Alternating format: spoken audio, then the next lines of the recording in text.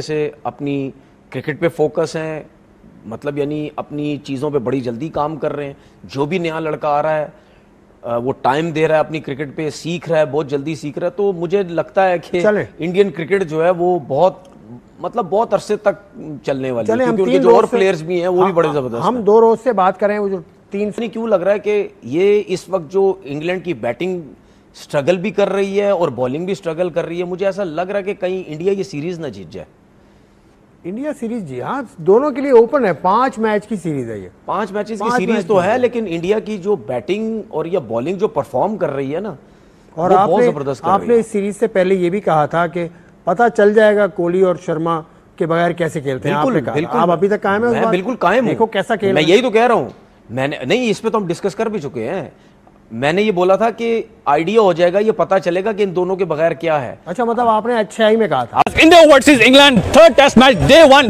Baseball करने वालों की आज टांगे कांपती हुई नजर आई। टेस्ट मैच को भी टेस्ट मैच बना के खेला, पूरे दिन के अंदर खेल के भाई सिर्फ 250 स्कोर। इतना डर भाई जसप्रीत बुमराह का, उसके बाद नीतीश कुमार रेड्डी जो कि आउट ऑफ सिलेबस आज आए थे और 2 किलियां एक ही ओवर में उड़ा के लेके चले गए और इतना स्लोवेस्ट खेला कि तंग आके सिराज ने भी जो रूट से कहा कि भाई क्या बेसबॉल वेयर इज बेसबॉल, भाई खेल के दिखाओ।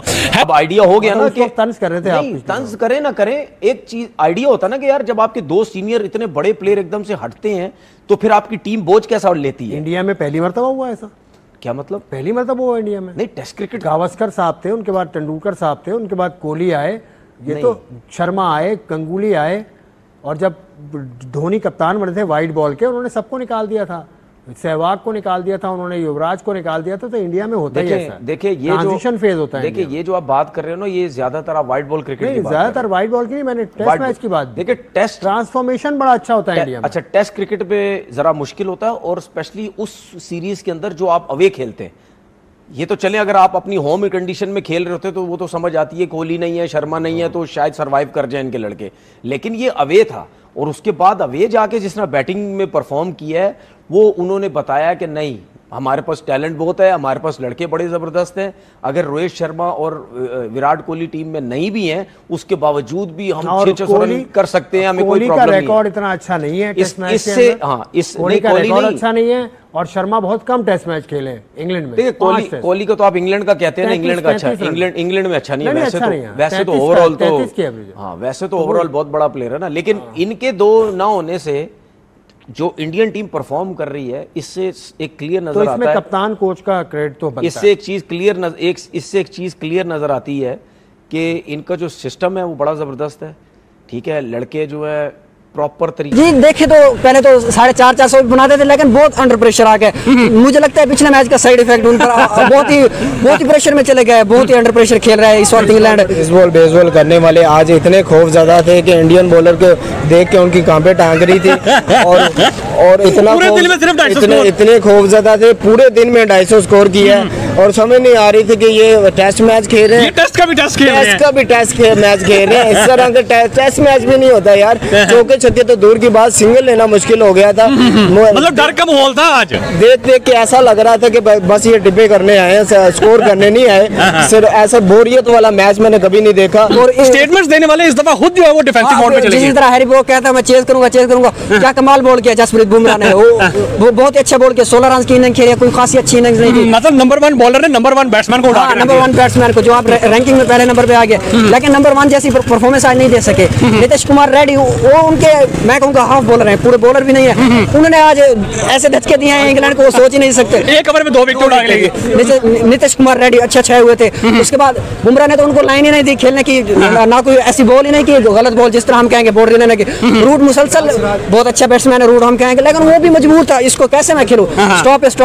सिराज जिस तरह सिराज कन्वर्सेशन कर रहा है, आई वांट बेसबॉल, उनको और ऊपर प्रेशर डाल खेलेंगे, लेकिन क्या करता रूट एक्सपीरियंस बैट्समैन है, उसने भी इसी तरफ ध्यान नहीं दिया। बहुत ही गंदी क्रिकेट खेली आज का दिन, मेरे ख्याल से अच्छा नहीं था। पिछला मैच देखने का मजा आया, जिस तरह की हिटिंग कर रहे थे लगी नहीं रहा। इंडिया ने 1000+ स्कोर लगा दिया था, देखने का मजा तो आना था ना। आखिरी दिन में 536 स्कोर चाहिए था, फिर 350 की लीड से हरा के जो है वो घर पे भेज दिया उन्हें। बिल्कुल इसी तरह स्टेट्स में मैं पहले खुद कह रहा था इंग्लैंड आराम से चेज कर जाएगा, पहले मैच की बात कह रहा था, लेकिन इस मैच में पिछले मैच देखा ना, अब मुझे लग रहा है कि इंडियन साइड थोड़ी सी स्ट्रांग हो चुकी है, थोड़ी सी नहीं बहुत ज्यादा स्ट्रांग हो चुकी है। मतलब डोमिनेट कर रही है अब इंग्लैंड के बैट्समैनों के बॉलर्स के माइंड के अंदर इंडिया की टीम डोमिनेट कर रही है क्योंकि ज्यादातर वो मैं कह रहा हूँ अब वो बेस कर रहे थे अपने ओपनर्स पर, वो अच्छा स्टार्ट दे जाते थे तो वो खेलते थे। अब वो स्टार्ट ही नहीं दे रहे, इसी तरह बैटिंग लाइन बिखरती जा रही है, जैसे कि बस तस्वीर का एक दाना टूटा तो चल पड़े इसी तरह। तू चलते मैं आया बस इसी तरह पाकिस्तान वाला हाल, बाबर आउट और वो सारे आउट। क्या लगता है कि आज के पूरा दिन के अंदर सिर्फ 250 स्कोर, क्या लगता है कि कल तीसरा दिन लंच से पहले ब्रेकफास्ट से पहले क्या लगता है कि इंडिया के बॉलर जो है वो इतना प्रेशर डाल के इनको आउट कर लेंगे और कितना की स्कोर तक आउट कर लेंगे? आई थिंक रूट की विकेट बहुत इंपॉर्टेंट है। अगर रूट की विकेट ले लेते हैं तो मैं कहता हूँ ज्यादा से ज्यादा ये 20-25 ओवर निकाल दें, बहुत बड़ी बात है। लेकिन अगर रूट खड़ा रहता है ग्रीस पर तो बहुत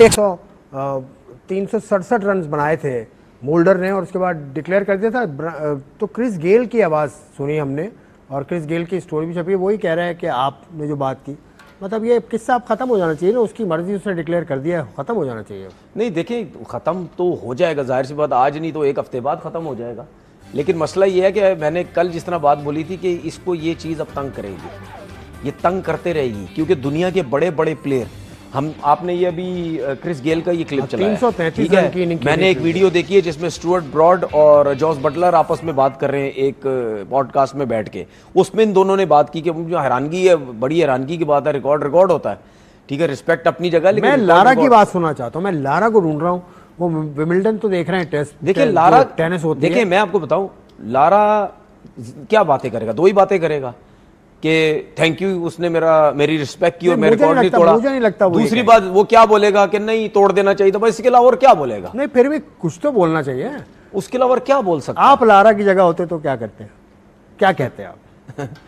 मुझे लारा तक पहुंचने के लिए इतनी क्रिकेट खेल। देखो हैरी ब्रूक की जब विकेट गिरी 172 पे, चौथी विकेट, फिर वहां से रूट और बेन स्टोक्स ने गेम को लेकर गए और बहुत ही डिफेंसिव मोड तक इस दिन का अख्ताम किया।